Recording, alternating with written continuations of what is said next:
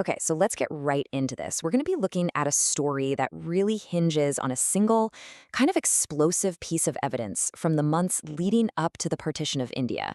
And believe me, it challenges the whole timeline we think we know about one of the most tragic events in modern history.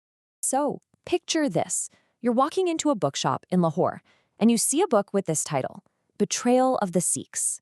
I mean, that's a pretty stark, provocative claim, right? But the most shocking part isn't even the title. No, what's really wild is the date.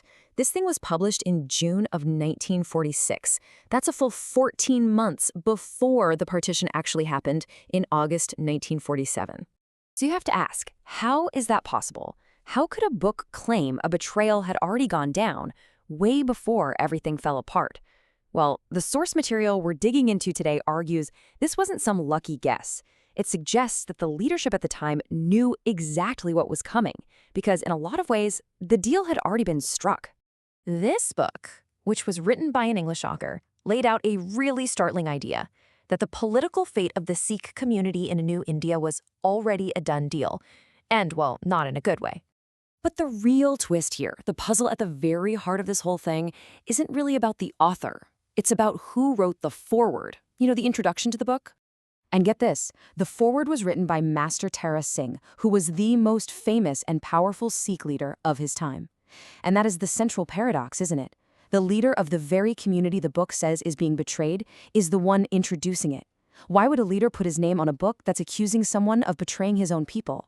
Well, according to the source material we're looking at, the answer is hiding in plain sight in what Master Tara Singh actually wrote. See, while he gave the book a nod, his own words in that foreword seem to completely sidestep its main point. And this slide just lays out that contradiction perfectly. The book is screaming, hey, there's been a political backroom deal. You've been betrayed by an ally. But Tara Singh's foreword, it pivots completely. It ignores that and focuses almost entirely on the threat of a Muslim majority. The source highlights language just like this. It's used as proof that the Sikh leadership wasn't really focused on Sikh sovereignty at all. Instead, it seems they were adopting the talking points of Congress and the Hindu Mahasabha, basically framing the whole political fight as a simple Hindu versus Muslim conflict. Now, to really understand this choice, you gotta look at the political scene back in 1946. I mean, the stakes for every single community could not have been higher. So this assembly was created, and it was the whole ballgame. This was the place where the constitution for a new India was going to get hammered out. This was where the fate of every community would be decided. But just look at these numbers, with only 4 representatives. 4! The Sikh community had basically zero say. All the decisions were just going to be made by a simple majority vote, which means the Hindi representatives held all the cards. Politically, the Sikhs were practically irrelevant in that room. The source material points to this as maybe the most damning piece of evidence. The Muslim League saw the exact same problem, they protested loudly, and they actually won concessions and safeguards. The Sikh leadership, though, despite facing the same powerless situation, reportedly, they said nothing. Total silence. Why?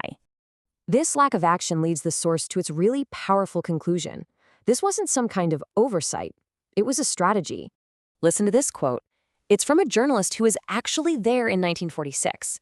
He's saying that the main Sikh leader sounded like he was speaking for a completely different political party. The argument is that the Sikh leadership wasn't acting like an independent power at all. It was acting like a proxy for the Congress Party, just going along with its agenda. And then the source lays out this whole pattern of behavior that goes back years, from demanding the division of Punjab instead of its sovereignty way back in the 30s, to just accepting the final partition plan without even talking to other Sikh leaders. The argument is that time and time again, the leadership chose its alliance with Congress over fighting for Sikh self-rule. So what was the endgame then, after the tragedy of partition was over and done with? What was the ultimate result of this whole political alignment? Well, for the creators of our source material, this is the final piece of the puzzle. The main Sikh political party, the Akali Dal, was officially dissolved and just absorbed into Congress.